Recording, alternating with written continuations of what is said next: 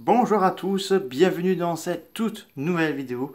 Aujourd'hui, vidéo critique d'un film que j'ai vu récemment sur Netflix, Bubble, donc produit par les producteurs de l'Attaque des Titans et réalisé par Araki Tetsuyo et produit par le studio Wit Studio, donc sorti sur Netflix, qui est fort dommage parce que il y a tellement de scènes très intéressantes, mais on va en revenir tout ça plus tard. Donc ce film est sorti sur Netflix en 2022. Alors je crois c'est oui c'est ça parce que je pensais qu'au Japon il sortait l'année dernière parce que des rumeurs on disait que le film allait sortir au cinéma sauf malheureusement avec le Covid. Il est sorti sur plateforme streaming et c'est une regrettable erreur de leur part parce que personnellement ça aurait mérité sur grand écran.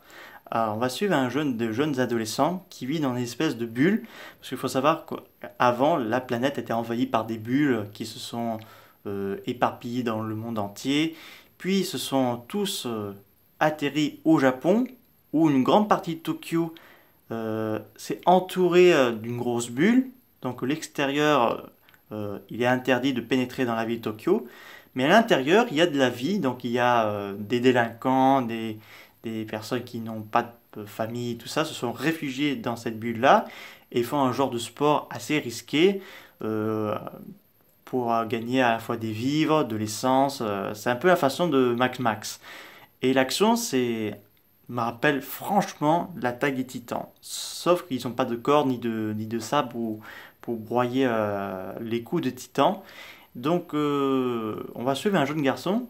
Donc, ce jeune garçon, attendez, je l'ai presque le mot, qui va découvrir, enfin, qui va souvent à la tour de Tokyo parce qu'il entend une musique qu'il a entendue le jour où, où tout a sauté, la ville. Donc, il était le seul survivant. Et donc là, Ibiki va reconnaître une jeune fille, donc une fille qui a du mal qui ne savent pas encore très bien parler, mais elle chante beaucoup. Il va l'appeler Uta, qui signifie chanter. Et donc Uta et Hibiki vont avoir une relation assez proche tous les deux, parce qu'ils vont participer ensemble à ce sport assez risqué et tout. Jusqu'à Hibiki va connaître les origines de Uta, et ça pourrait euh, provoquer encore la même catastrophe il y a eu quelques années. Alors, qu'est-ce que j'ai pensé de ce film? C'est un film très beau. Euh, les graphiques, c'est très bien fait. Les bulles sont bien réussies. Là, c'est une menace qu'on ne sait pas d'où ça vient les bulles, parce qu'on ne sait pas si c'est extraterrestre ou une expérience qui a mal tourné, donc on n'a pas beaucoup d'infos au niveau d'origine des bulles. Et là, on a une super décoration. Alors là, les villes en ruine, un genre de d'océan à l'infini qui est très bien fait et tout. Et là, la relation de Ibiki avec Uta, parce que avant qu'il rencontre Uta, lui était souvent solitaire et qu'il se coupait du bruit, parce que le bruit, tout ça, il est très sensible et qu'il ne supporte pas ça. Donc c'est pour ça qu'il porte un casque sur sa tête. Et avec la rencontre de Uta, ça commence à changer et tout. Il va avoir euh, des sentiments pour elle et elle des sentiments pour lui. Donc il va être très proche et tout. Mais s'il la touche, elle perd son corps. Parce que son corps est fait de bulles. Donc c'est une créature faite par des bulles. Mais elle va tenter de sauver l'homme de sa vie. Parce que là, ils ont tous les deux cette relation d'amour qui a commencé à se développer. Donc il y a des très bons graphiques. L'action est quand même bien foutue.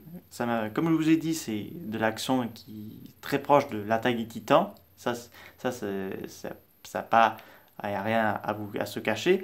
Et que je regrette de plus, pourquoi c'est pas passé au cinéma. La crise sanitaire c'est fini, les films ressortent au cinéma, donc la plupart cartonnent, d'autres sont des quasi-échecs. Mais pourquoi vous avez Netflix à acheter le film? Pourquoi c'était pas sorti au cinéma? Parce que là, ça aurait été grandiose au niveau qualité des effets spéciaux, de l'image et tout. Ça aurait été génial. Dans un fauteuil de cinéma que j'aurais vu ce film, j'aurais été encore plus impressionné et surtout en mode 4DX parce que l'action de ce sport assez dangereux qu'ils font Alors là, j'imagine beaucoup les fauteuils qui bougent et tout. Mais c'est dommage. Genre, pour moi, un film d'animation qui a beaucoup d'effets spéciaux, euh, de décors splendides et bien d'autres, mérite plus sortir sur un grand écran que sur un petit écran. Parce que là, c'est dommage, parce on a une moitié de partie de la magie du film. Donc je vous conseille de regarder ce film pour ceux qui sont Netflix.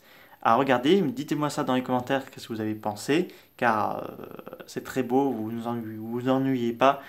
Regardez-le dans ce film après une journée de travail ou autre week-end, passez une bonne soirée entre couple, famille et tout, parce que c'est une très belle histoire et un bon film d'animation.